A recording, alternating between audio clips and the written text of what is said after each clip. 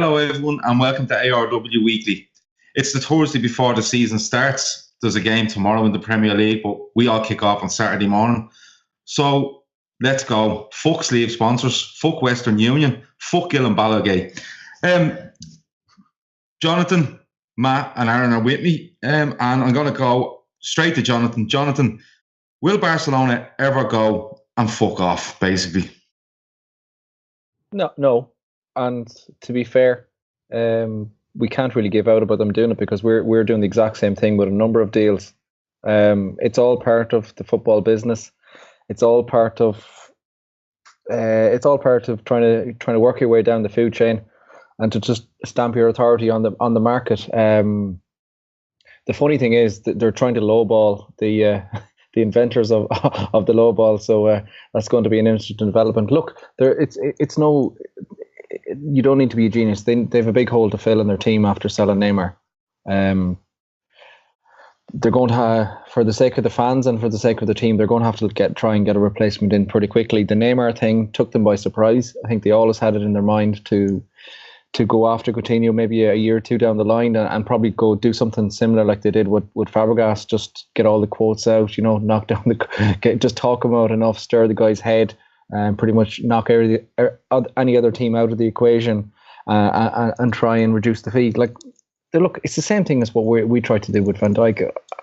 As much as it annoys me, to a certain extent, it's all part of the game. Like if you're willing to, live by the sword, die by the sword. Like we can't really complain about something we already are doing ourselves. But for me, I suppose we'll touch it a bit more later in the show, perhaps. But for me, Coutinho is never going to be a direct replacement for Neymar. Somebody the likes of Dembele or Dybala or someone like that, because it's going to be someone to play in a front three. Coutinho is the replacement to Iniesta 1 or 2 years down the road, and I think you're going to see something like a kind of a mutual agreement between both sides. Liverpool will go to Coutinho. Look, stay another year, stay another 2 years, whatever that time is. You'll get your chance to develop in a midfield role. You get a year or two in the Champions League playing in centre midfield to hone your game, and then away you go to Barcelona, and you play centre midfield for the next 10 years or so. I think that's the way it's going to work out in my eyes. Well, you see, the first mistake you've made there, right, is that you've talked sense. That's just not fucking allowed. Okay. And so, Phil, I've called you Matt already, I think, before we've gone anywhere. So I think I've done that. So it's Phil. But look, it's my special headphones I have on tonight, and I'm on my first drink. Like, I don't know what the fuck's wrong with me. I think it's the minion in the background where Phil is sitting. It's completely thrown me off. It's like fucking David Moyes is haunting his fucking house. Phil, Jonathan has this all wrong, and I'll tell you why he has it all wrong. One, he's talking sense, and two, we're allowed to do this to other teams. Lowball them, we'll give you this much. No, I will go on and then just offer fucking less. But they're not allowed to do this to us. Like, have you filled Jonathan in on this and how it fucking works? So did I not read the agenda there, folks? No, you were too busy telling us about your question you asked Klopp about 6 months. All right. Well, that was a lot of sense as well, wasn't it? No, not really.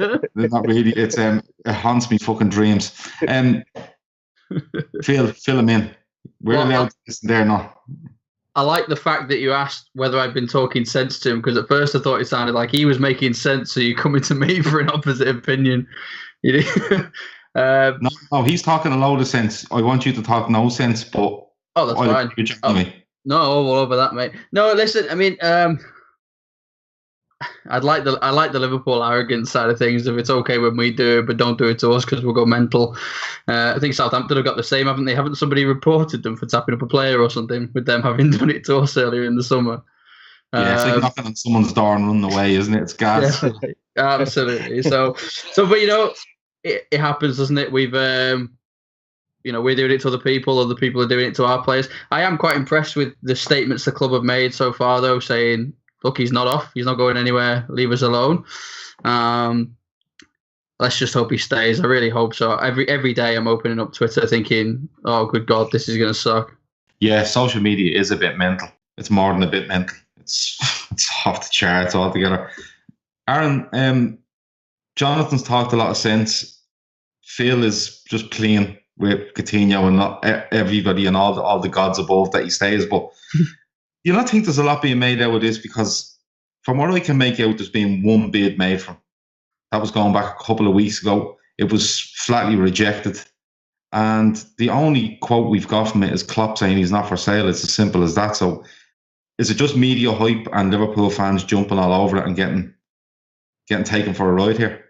I think it's media hype, if I'm honest. I think looking at what Barcelona are going to do now, they've got three options really, haven't they? There's three big names they could go out and get. There's Coutinho, there's Dembele, and there's Dybala.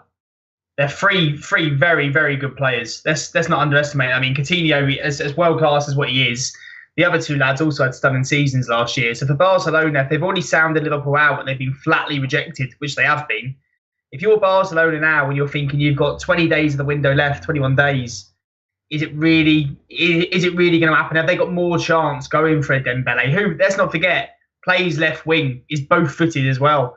Did you ever see the interview with Dembele? They actually said to him, "What footed are you?" He went, "Left, but you shoot with your right." They went, "Why?" "Oh, because I'm better at shooting my right foot." "But you're left footed." He went, "Yeah." It's the best interview you could ever watch, and it's stunning. And he got laughed at for it. I think it's fantastic. For a footballer to be able to use both feet, that's stunning. So for Barcelona, really, they need to be looking at Dembele. And the rumours are as well, I'm not sure if you guys have seen it today, but apparently Dortmund have fined Dembele 2 weeks' wages, I think I've been told. Yeah, he's gone missing, apparently. Yeah. Well, I think that tells you everything you need to know, really, doesn't it? And then I suppose the other side of it, we've got to look at Coutinho and say, we know what a fantastic credit he's been, that even through this hype and everything else, he's been, I know he's obviously got the back injury, but he's been there throughout. He hasn't kicked off. He hasn't made a fuss. Apparently, he was reported saying he'd only go if the deal could be done amicably with Liverpool. So for me, I don't even believe that was said. Well, even if not, for me, I think Coutinho's behaved in a way that not a lot of footballers do anymore. So props to him. But I think out of all of this, personally, I just think Barcelona will go for Dembele. I think he's more of a like-for-like replacement for Neymar. Nowhere near the same level yet, but more than what Coutinho's going to be. I think that's what they'll be looking more towards at the moment. Yeah, you might be right. He does seem like more of a fit, doesn't he, on playing on the left of them three with Messi and Suarez. He's quicker than Neymar. He's only young. Like, geez, to go from 15 million euros, I think it was 15 million euros last season, to 150, which is the touted money now, it just shows how mad the fucking market is. It really does. But look, I think we're all in agreement that Coutinho stays. He's been very well behaved through this whole thing, even if it's probably not gone on as much as we think it has, but you never know. Phil, you wanted to jump in and have the little last word on this one. Yeah, just a couple of things. So I think there was actually a second bid for Coutinho over the last couple of days, which I think was over 100 million. But this is it. The papers are to be believed, and half the papers are saying it's not happening, and the other half are saying it is. So God knows what the truth is. Somewhere in the middle, I imagine. And I get what we're saying about Coutinho being well behaved, but has he been, or has he just not been a gobshite?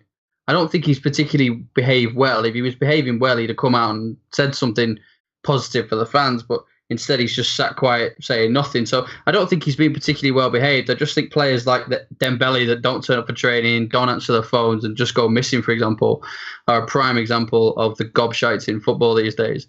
And maybe Coutinho's just not a gobshite. Yeah, fair point. But you see, if the club have flatly refused to even consider Barcelona's bids, they could have said to Coutinho, "No quote from you, no press. True. We're not getting dragged into this," because you know the way words can be twisted. You know, he says one word wrong in a 4-paragraph fucking statement about how much he likes Liverpool, and someone will turn it and twist it. You never know. Dembele probably just went out for a few jars. Like, don't be so harsh on the fella. Like, you know what I mean? It happens to us all. Like, leave him alone, right? But listen, going from Coutinho onto a player that we're trying to get now, and we just look exactly different, and it's Virgil van Dijk. This happened later on in the week. He hands in a transfer request. He puts out a statement that it blew me away, to be perfectly honest with you, when I read it. The wording in it, the accusations in it, the staunch defence of himself and his actions. Jonathan, he doesn't play for Southampton again. if he plays for Southampton again, it's an absolute miracle. And if he was going to Chelsea, he wouldn't need a transfer request because I think Southampton would have sold. Do you disagree with any of that?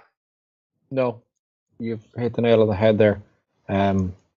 There's no way in hell, Southampton would be an absolute embarrassment to themselves if they allow him to play again after that statement. Like, talk about a cutting edge statement. And not only was it a transfer request that was submitted, privately within Southampton, he then went and leaked it to the media. Like, he's pretty much he's pretty much short of just camping outside Melwood at this rate. It was talk about a damning. Like, he pretty much stuck the two fingers up to every single person at Southampton, even the former manager as well. So, and yes, you're correct. I believe Southampton would openly deal on the spot in the morning with Chelsea if they got the opportunity, but it doesn't seem like the player wants that one. And this one looks like it will drag all the way to the end of the window. This could be a Jim White special where we're coming to the countdown clock. I think he still ends up a Liverpool player, but there's a bit of drama and a bit of to and fro in the meantime, I think. Yeah, the fucking thought of Jim White turns me stomach, to be perfectly honest with you. But Arron, the only reason this transfer request was made public is because they tried to fine him. They tried to fine him 2 weeks' wages for refusing to train, which he downright denies. The words that catch my eye in that statement is something along the lines of, if clubs, Southampton should consider, bids from clubs should the interest still exist. That to me is just saying it's Liverpool, isn't it?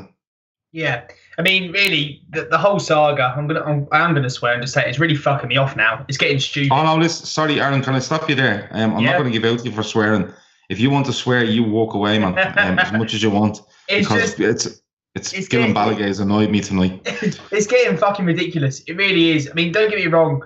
I'm actually one of the Liverpool fans that have a bit of sympathy for Southampton fans at the moment, because I think it's not nice seeing your big stars always leave. I mean, we had 5 years in a row, didn't we, of seeing Alonso go, Mascherano go, Gerrard retire, Torres leaving. So, it all happened quickly for us one a year. But I get the Southampton fans' frustration, really. But I think now it's more of a, let's think sensibly. Southampton aren't in Europe this year. So that's Van Dijk out of Europe again. It's a World Cup season. Let's not forget that. So really, you can either take 70 million now and reinvest it in your squad and really push on. Why is it such a big bad feeling with Liverpool at the moment? I get it's frustrating for him. I understand that. The player wants to move. Liverpool are willing to probably pay more money than what the other clubs are. I don't really understand what this whole nonsense is anymore. And I must say as well, in Van Dijk's statement, there must have been a conversation 6 months ago when he signed that contract. Must have been a conversation at that point of, I'll sign it if a big club comes in, because he wouldn't be writing this sort of stuff. There has been dialogue where I think he's been told personally, yes, if a bigger club comes in for a certain amount, you can go. And it looks like to me now Southampton are just trying to be stubborn, and it's just making them look silly. And I think even their own, I'm seeing a lot of Southampton fans on Twitter at the moment. I think they're all starting to lose their head a little bit with it now. I've seen a lot of them saying they just want him gone. They just want him gone. Just get the deal. I mean, we've said, what do Liverpool have to do to get this deal done? It is going to drag on. And I think we're probably waiting for deadline day. But to be honest, Van Dijk's done all he can do now. It's down to us. It is down to us just to make that offer, sit down with Southampton and say, look, here's the money. Take it. Yeah, it could be down to us. I actually think it's down to Southampton now. I think with this transfer request gone in, Southampton are going to have to play now. But like it's as a lot of commentators have said, it's part of the dance now, isn't it? It's part of the PR machine, where we'll blame this player as much as we possibly can. We'll throw as much dirt as we can on him, and then we'll let him go. I even heard somebody comment the other day saying that they had heard that it was when Klopp had met him in Blackpool. It wasn't a journalist at all that leaked that. It was Southampton that leaked it. To look for attention, but they've gone badly wrong in this transfer because they wanted like a bidding war, and that was put to bed quite early. They scared off the other teams by reporting Liverpool because the other teams had spoken to him as well, so they ran off. And now they have a player that's coming out and basically making a mockery of everything they've ever said or everything they're trying to do by putting in a transfer request. But Phil, if I was to say to you, we get to Watford is way out of it's 2 days away, so forget it. Could you see Van Dijk being a Liverpool player by the time we play Palace next weekend at Anfield? Maybe. It depends how much Southampton stop acting like arseholes, doesn't it? Being completely honest, I do just want to tell them to fuck off. And that's just my personal opinion. They are massively taking the piss now. You're absolutely right with why they reported us at the beginning of the summer. It was to scare off the other clubs. But I also think, weirdly, now they've accepted the fact he's going, that's the reason that we can't just sit down with them and get the deal done. Because they're hoping that with the end of transfer window madness, when clubs now know that they've definitely missed out on targets and everything else, that we're going to have a deal quite advanced with the player, with Big Verge, and they're hoping that someone like Chelsea or City are going to swoop in at the very last minute and stick a mega offer on the table so they don't have to sell him to us. A little bit bitter, but what can you do? It's the way they are. Well, the thing is, right, and what always gets me about this is, okay, they wanted to deal with Chelsea or City or Arsenal or United or whoever, anyone bar Liverpool, basically, that's what we're saying, yeah? Yeah. So, what the thing is, right, if they wanted to deal with any of them, and Virgil van Dijk is telling them, look, I want to go to Liverpool, they've now left themselves in a position where, A, they're going to have to sell this player. They are going to have to sell this player by August 24th. And they've also left themselves open to every fucking club around the place knowing that they've between 60 and 70 million born in a hole in their back pocket with what could be 10 days to go in a transfer window. They've completely messed this up. They could have just went and said, look, we didn't want him to go. He handed in a transfer. He didn't hand in a transfer request, but he made it clear what he wanted. We got the best money we could from so we could build our squad. Virgil van Dijk is the villain in all this. And they could have done that mid-June to early July and had plenty of time to sort themselves out. Or they could have went to Liverpool and said, listen, we're going to do a deal with you on August the 4th for Virgil van Dijk. But do you know what? we are going to sign our players in between that, and then we will do our deal.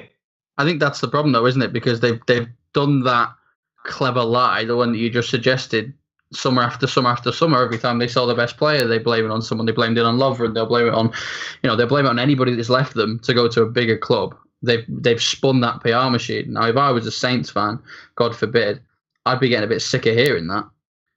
My thought process would be, oh, here we go again. It's the standard bollocks. They're going to tell us that it was all him and they did everything they possibly could and got the best possible deal. Whereas in reality, another top player has left your club because they've hit a glass ceiling.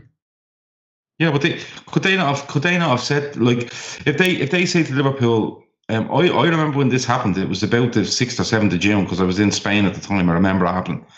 Now, could they not have said to Liverpool at the time, look, you're out of order, but this is what we're going to do. We are going to sell you Virgil van Dijk on August the 4th for X amount of money. Between now and then, we are going to go and bolster our squad, and you're going to basically give us all our money back then on August the 1st. We won't get ripped off in the market. We'll be able to tell everybody that we've done our best, but the player wanted to go. And it's as simple as that. They painted themselves into a corner now where there's two options. They keep a player that clearly doesn't want to play for them and won't. Or they sell the player now come, what are we looking at, the 15th, 16th of August, and they've 14 days to find replacements. Stupid, with everybody knowing that they've a load of money. Stupid. Absolutely stupid. Yeah, well, look, what can we do? Like, we tried our best to help them, and they just wouldn't take it. So, that's it. Yeah. But anyway, look, we get away from it. I'd expect them in the next week or so. I don't know how everyone else feels. Jonathan, sorry, I'll go to you. Do you expect them in the next week? I have a feeling it might drag on to the last week of the window. Just there's a little bit of movement that needs to be done. There's pretty much, as far as I know, now this is only me looking in. This is no inside info or anything like that. But we are kind of waiting for, there's talks going on, and we're kind of waiting for the signal that we can go in and make a bid, and then make the bid, and then the process of that being gone through the systems and all that. So I'd say there's probably more than a week in it. It could even be the last week of the window. I'm feeling this might drag out a little. It's just given how stormy the water is between the two parties. it could drag on a bit. But it would be wonderful if it's done well in advance.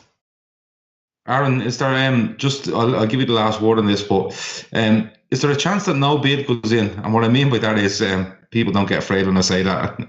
People freaking out and straight onto Twitter. No, what I mean by that, Arron, is there a chance that we don't make a bid? We get told by Southampton, okay, this is the number. Are you willing to meet it? And we just say yes, and that's it. It's done. That's exactly what I think happens, to be honest with you. I don't think Liverpool are going to make the first move, if I'm honest. I think it's going to be a case of Southampton saying to us, right, we've got 12 hours, the window's done. It ain't playing for us again. If you're prepared to give us that 70 million, you can have him now. Good riddance. I think that's the only way it's going to happen. I can't see Liverpool going back in because it defeats the whole object of the apology, doesn't it? That apology that he put out, it just completely makes it look stupid. Which it looks stupid anyway. It looks fucking ridiculous. It was embarrassing, really. I can't see us going back in. That's like us going up to a girl in a club, asking them out, them saying no, piss off, and then you go, well, should I go and ask again? You're it's then coming back over to you once they've had a few more drinks and they think you're half good looking, then, doesn't it? So I've seen that hundreds of times. Is that not the way you normally do it? No, that's the way I do it. It works sometimes, but I think that's what we're waiting for. It's just a waiting game now. It's them coming back to us and saying, right, do you know what? We want him out. You have him. Good luck in a bit. And I think that's it. Did you just compare Southampton to a drunk slag? Pretty much, yeah. Excellent. Solid 4 out of 10. That's you told, Saints. Yeah, I back that manifesto 100%. Well, look, no, we'll get away from the proper football for Liverpool is back on Saturday. All this pre-season messing about is over. Although it was a decent pre-season, I think we were unbeaten, weren't we? Within 90 minutes or whatever way we walked it. But we were unbeaten. But Watford away, it's a fixture I fucking hate. And I mean, I hate it. I don't know what it is, but I just hate it. And I'm trying to walk, like, we've all had the argument about who will play, who won't, what system, who's fit, who's not, the usual stuff. But what do you think Watford are going to do? What do you think what can we expect when we get there? They've made a couple of shrewd signings. Silva might try change their approach. It mightn't be as physical and direct as what you've seen over the years with especially Troy Deeney up front. And Troy Deeney gets a lot of stick, I think, because of the way he plays, but he's very, very effective. And I think he's a better footballer than people make out. But Jonathan, what do you expect from Watford come the weekend? What do you expect them to kind of go gung-ho at us and we have to get in a battle for first 20 and then settle down and beat them? Or do you think it might be a bit more of an open game, technical, the way Silva supposedly likes to play? Yeah, no, this is an interesting one. I was actually thinking a good bit during the day on this. Silva, he even got Hull doing it. And to be fair to him, for the second half of the season there, when he was in charge of Hull, they did play some decent football. I remember even watching them at Old Trafford one day, and they played some excellent football, and they were lucky. I think they got a draw, but they were lucky not to. Got a 0-0 draw, yeah. Yeah, and they were lucky not to win it. And no, they weren't unlucky. Their striker went through and should have scored and made an absolute bollocks of it. So they weren't lucky. They was just, he's an absolute fucking idiot. Markovic hit the post that day, didn't he? He did. He smashed it. Yeah, no, he had a very good game. I think he missed a couple of decent chances as well. But the point I'm making, surprise. The point I'm making is that he brought consider how bad they were under Phelan. To the decent bit of football that he got them playing. Is it too early for him to implement those changes at Watford after just a pre-season? There's that question, and the other question that comes to mind is he generally likes his team. He usually sets up a 4-2-3-1, and he usually presses high up the pitch, very similar to what we play. But does he have the balls to do that against that front three that we're going to play? Like, knowing that. Obviously, look, our front three picks itself. Is he going to be brave enough is he going to stay with his football philosophy and press high up the pitch and leave half the pitch behind for those two guys to tear into? Or is he going to be a bit more conservative and squeeze it a bit more at the back? I don't know what he will do. It's his first game at home. I think he'll be a little cagey. I think he's going to try and set them a little deeper. I think his football philosophy mightn't be as top of his game as he would expect it, and I think I can see them sitting deep and going a bit more direct.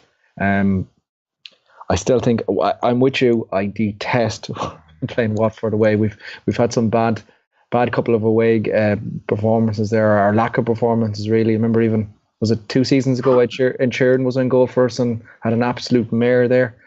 Yeah, that's actually being bad on Ed Sheeran, because I think he would have caught that ball. But no, and then Skrtel got done, and then I think Skrtel went off then, didn't he? Or somebody went off injured. It was an absolute nightmare. It was the day after me. It was the day after my sister-in-law's wedding. I was sitting in the pub, hungover, watching it, and Jesus Christ, that didn't help, did it? And even, no, I just kept drinking. It was fine. Fair enough. But look at the big money signing they've made is Gray.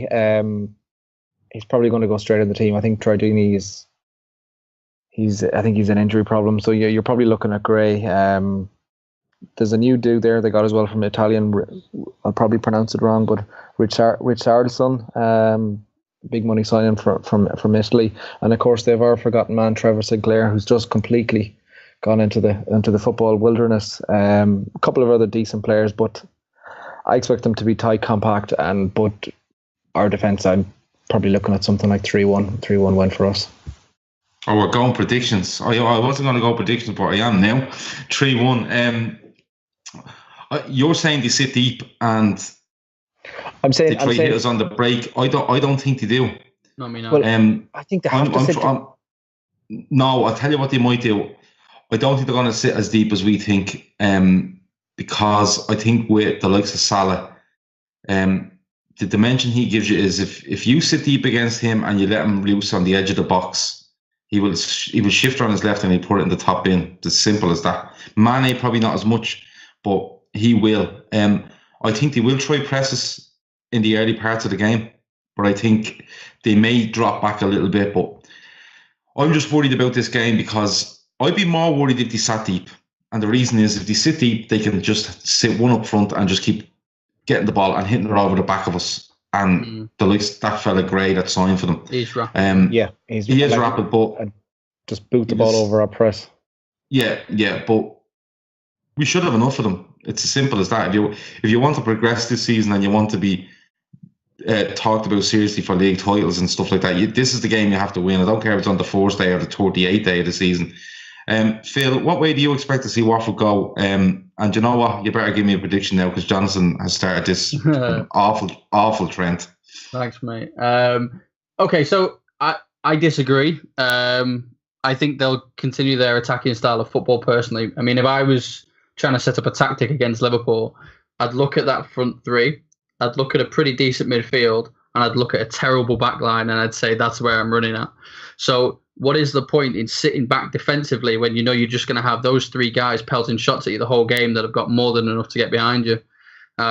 If he stands any chance of getting anything out of that game, Marco Silva, it's going to be attacking. It's going to be getting forward. It's going to be causing problems for our defence, and I think it's going to be a case of who can score more. I'm going to go for Liverpool to win 2-1. 2-1. You're not as confident as Jonathan. I think they'll nick a goal. It's very hard. Arron, we might get a clean sweep of results here, but my concern is that Liverpool come out and the usual open day of the season, and you're not rusty, but it's just getting back into that actual match tempo, Premier League tempo, and if a team can just catch a napping and they get an early goal and they're able to hold on to it and you get frustrated, that's my worry about it. I'd love to Liverpool to come out and stamp their authority on the game, and if Watford want to sit deep, fine. If Watford want to come out a little bit, fine. We play them any way we want, but what can you see happening? I think Liverpool are going to absolutely romp it. I know that sounds really confident, and I'm a pessimistic fan. I really am, but I honestly feel. I'm going to have to. I know. Have to go and buy extra cans here if you fucking keep this attitude up. Throwing it out on a limit. I think looking at pre-season, it's one of the best pre-seasons we've probably had in a while. I honestly thought we looked lethal, and Salah adds a whole new dimension to this team. And also, it's not just that, but I think even having Jordan Henderson back's like a new signing this year. We didn't really see him much last season. I've always been impressed with Henderson. I think Henderson will set the tempo, and I think Liverpool will start to really push on. So looking at the way that obviously Silva lines up his teams, we all know he's more of a defensive manager, is the way I've always looked at him. The way that he set up Hull up last year, they were great at home. They weren't fantastic away from home. Looking at Watford signings, I mean, I looked at there's Chalobah, Will Hughes. There's a bit of Premier League experience, but not a massive amount. I mean, even Richarlison, who's came from obviously the Brazilian league, I can't see him getting many minutes. Andre Gray is a threat. I watched him against us last season against Burnley. We beat him 2-1 at home. And I think he set up the first goal for Barnes. And he was very, very good that day. Running in behind, he was really good. So obviously Liverpool has to keep an eye out for that. But I think on my prediction, I can't believe I'm saying this, it's going to come back to bite me right on the arse this. I'm going to go 3-0. I really am. And I also expect Salah to notch. I think the way that they set up against Bayern, I know it's only a friendly, but that's going to give you all the impetus you need. And even against Bilbao, some of the bigger players are coming in, and some of the little players are coming in and stepping up. I think Liverpool are in a good place at the minute, and I think start strong, set the tone, set your marker, lunchtime kick-off, let the league know we're back. Yeah, I love the positivity, but you see what happens is when I get three people around me that are so positive, I think negative straight away, and I'm usually all over Liverpool winning. I'm watching it. It looks like, if anything's to believe, that Coutinho won't start. So you're probably looking at Henderson, Jan, Wijnaldum midfield, especially with Lallana being out. As you said, the front three picks itself. The goalkeeper picks itself. The two centre-halves pick themselves. It's the full-back positions. Grizz actually on Twitter today made a point that he wouldn't be surprised to see Gomez go right back just for the physical stature. But I wouldn't drag myself into that game against Watford like that and telling them, look, we're putting a big right back there instead of a quick attacking one, because if you do that, you're just inviting them onto you, and you shouldn't be inviting fucking. Sorry, go on, Aaron. Does he go Gomez at left back then, and Alexander-Arnold at right back to save him from risk Moreno? I go say again, risk Moreno. So instead of risking Moreno or even Robertson, does he go Gomez at left back? As we know, Gomez can play left back, and does he go Trent at right back? I think Trent and Moreno personally. I would personally go for Trent and Robertson. Right. You see, the reason is Trent has played right back all pre-season, and there's no point in playing him pre-season if you're not going to play him in the league game. It's just pointless. It's a false economy when you do something like that. It makes no sense. If you want to do that, just play Gomez right back or Milner right back. But no one's got any right back except Trent. Left side, I put Robertson in because I can't get my head around the fact that people want Moreno in this team when people wanted Moreno on a different fucking planet. But doesn't that sum up our fans in a nutshell? A player goes from out the gap to we'll start him after a couple of days. I'm like you. No. Lucas did it with his whole Liverpool career. There's so many times. This was one decent performance, one against Bayern Munich, and don't get me wrong, it was a really good performance. But you've signed the left back. Milner played left back there last year. You've signed the left back, and you've a left back that you had no intention of doing anything with. So Gomez hasn't got a hope of playing left back, in my opinion. You've three options there. My shout would be Robertson. But I'd go with you. Look, predictions wise, what have we gone? Jonathan's gone 3-1. I think Aaron's gone 3-0, and Phil, you've gone 2-1. Is that right? I hate to burst the bubble, lads. I think it's a 2-2 draw. Jesus. Get off the fence. Get a couple more cans inside you there, lads. I'm giving you an actual result. The reason is I think we have goals in us, but I think we do look shaky at the back. And I think just that first day of the season, not just grabbing the bulb, by the horns early on and doing this, I think it could be a bit of a end-to-end, topsy-turvy kind of game. And another reason is because we have Hoffenheim on the Tuesday. Am I right? The Tuesday? Yeah, Tuesday. Yeah, it is Tuesday, yeah. And I actually wanted to ask us, Jonathan, I'll come to yourself first. Do we go full strength in both these games? Or do you see it being mixed around? Do you see it being rotated? We've discussed the lineup there, but do you think we have a lineup where we say, right, this is our lineup for the first 4 or 5 games of the season, and we're going to work to get through these first 5? I see him, obviously he's going to go first choice on Saturday. I see him going first choice on Tuesday. with a hope of trying having the tie in a pretty decent position before he comes back to the home tie. In an ideal world, we'll get a 2-3 win over in Germany. The tie's dead, and we can make a couple of changes with the home leg with Arsenal in between. But loads of time to rest. Loads of time to rest then. But yeah, no, to answer your question, first choice Saturday and Tuesday in my mind.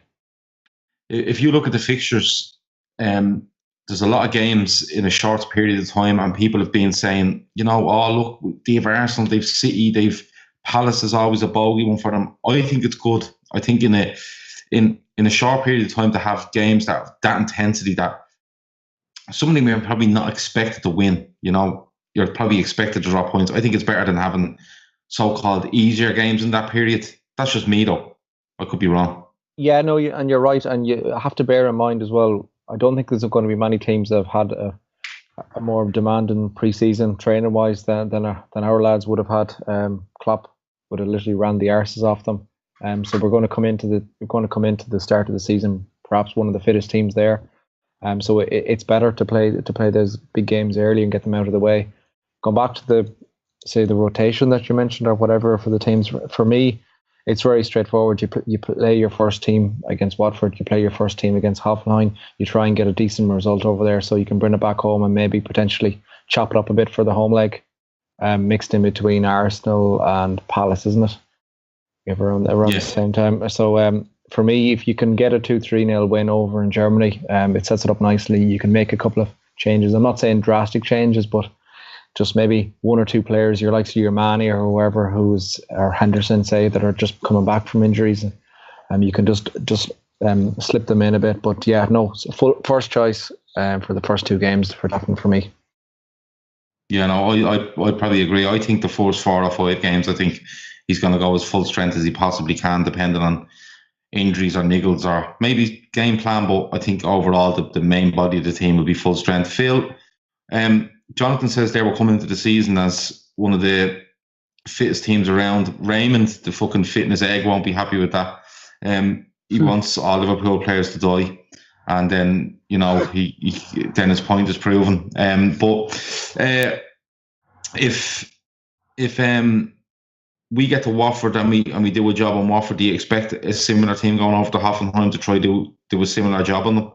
I do. I also agree that we're going to go full strength with those 2 games. I just don't agree that we'll do it for about 4 or 5. I think when it comes to the Palace game, perhaps, I think we'll start seeing players like Solanke and Ryan Kent get a game, which might be a risk. And I personally can't stand Palace. So I'd love to kick their ass with our full strength team, but we do have to be sensible with this. We don't want to lose one of our top players early part of the season. As we've said, they've had a very intensive and grueling pre-season. I think too many intense games in one go with their travel as well, although it's only Germany. I don't think it's going to be great for them. So no, I think it's going to get mixed up. I mean, as a shout out as well, I believe Ryan Kent signed a new long-term contract with Liverpool today, which is fantastic. He had a really good pre-season. It's actually appalling that they've given him a 5-year deal and not signed anyone today. If you have to get with the script here, Phil. Announce Kent. It's actually, if you look at the picture, it's not actually a real contract. He's just been sat down for PR reasons. Sign this paper and we'll pretend you knew. They actually call him Ryan Kento now. We signed him from Brazil and he cost us 30 million. We'd be all happy then, wouldn't we? It'd be great. Yeah, absolutely. But no, I think him and I'm looking forward to seeing Solanke this season. I think he's got a lot about him as a young striker, and I reckon he should get his chance against Palace, to be honest. But no, me too. Full strength side for the first 2 games. Arron, you're going, I think it was about 12-0 to Liverpool against Watford. So if we keep a full strength going into Hoffenheim, what are we looking at, 6 or 7? Well, you don't do pre-season to rest players after one game. Simple as that. You do it to build fitness. You do it so they're ready for the start of the season. So it doesn't change anything. I think he goes full strength until anything crops up. And you're going to have players like Coutinho coming back into that anyway when he's back from injury. So for me, I don't think anything changes. I don't think he'll risk against Palace playing some of the younger boys. I think we need to learn our mistakes from last year. I think we all kicked ourselves about those 3 points against Burnley. I think second or third weekend in, didn't we?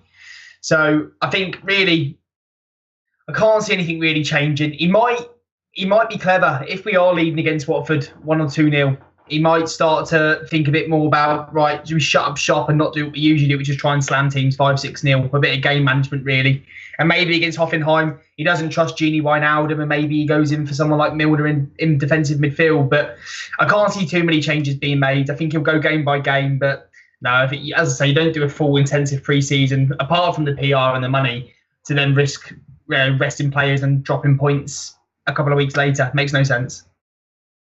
Okay, lads, I'm going to go around you quickly because Jonathan started this trend and I'm blaming him for the whole season now. Hoffenheim away. Jonathan, prediction quickly. 2-0. 2-0. Phil? 1-0. 1-0. Matt?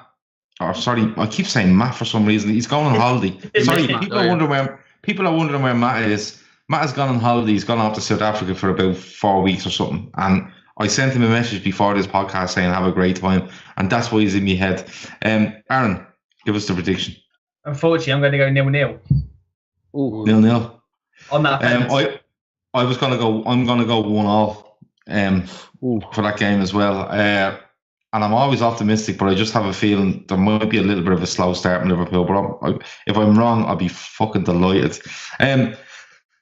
Lads, when it comes to making predictions, we've done loads. We've tried to predict where we might finish, where other teams might finish. Our fantasy football, we're trying to predict who will win, that stuff like that. But again, I just want quick answers for you because I'm trying to just take a note of what everybody thinks. So, Jonathan, I'm going to give you four competitions we're in. So I just want you to shout at me what you think, right? I'm going to take a note of these genuinely, okay? So where do you think we finish in the league? On the bus. First, okay. League Cup? Win. Win that as well. Okay, FA Cup? Win. Fourth round. Okay, and European? And I'm saying European just because if I say fucking Champions League, you're being very politically correct here, aren't you? Yeah. Quarterfinal. Okay. Phil, I'm going to come to you next. League? Third. Third. Okay. League Cup? Win. Okay. FA Cup? Quarters. And European?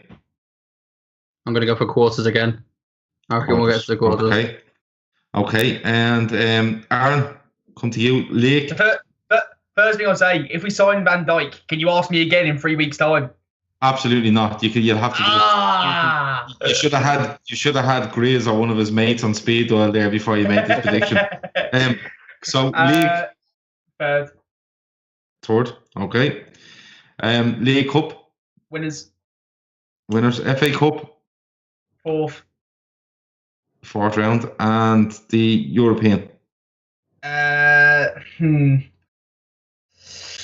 What's it called? Is it round of 16? Yeah. Round of 16. For the record, I think we finished second in the league. We don't win any of either domestic cups, and we go around the quarterfinal of Europe. Right. We're going to knock this on the head in a few minutes, lads, but every season you have some players that you can nearly walk in the bookies, stick a tenner on them to get sent off because they're off their fucking trolley, and they'll always come up trumps for you. So, Jonathan, any players out there that are taking your fancy for most red cards this season? Well, my number one target, Lee Catamore, is back down in the championship at his level, so that's one gone straight away. It's a tough one. There's no real. There's no one that comes to mind straight away as a hard man that you could always rely on. Fernandinho always gets a few, picks up a good scattler of cards, doesn't he? I'll go with him. But a tough enough question to answer. Yeah, Fernandinho's an not bad show. I think he just made a hobby of getting sent off every couple of weeks. But you see, you have to watch them around Christmas because if they time it right, they can get 3 game ban and get the whole of Christmas off. And I think Jamie Vardy might have done that last season, and it was brilliant. Or they can get their old midfielders that have awful disciplinary records, getting their 10th yellow card about 18 games in, and they get a nice 2-game ban and get Christmas off. Phil, is there anybody for you that stands out that you think, yeah, he's just gonna like? It depends on how much he plays. Literally, he just doesn't suit this league the way he tackles. I mean, Granit Xhaka was up there last year, wasn't he? He had quite a few cards. He's the one that pops out on me all the time. Yeah, he's the one, I think, because it's not that he's aggressive. He just looks like Bambi on ice. He looks so uncomfortable with every tackle. Yeah, I don't know if you've ever seen that YouTube clip from like a charity game when Boris Johnson like rugby tackles someone head first into the knee and takes him down. That for me is just Granit Xhaka. That's how he tackles. He has no idea what to do with his feet, so he just runs into people. I think he is his spatial awareness is all over the shop. I think he looks at something and thinks that ball is 3 feet away from me and my leg is 3 foot long and I can make it. And it turns out the fucking ball's about 9 feet from him, and he just goes fucking sliding in, and he's all over the shop. Arron, any advances on Fernandinho or Granit Xhaka? Do you know what? How's that mouthy twat Herrera not got red carded yet for Man United last season? He could have gone United, yeah.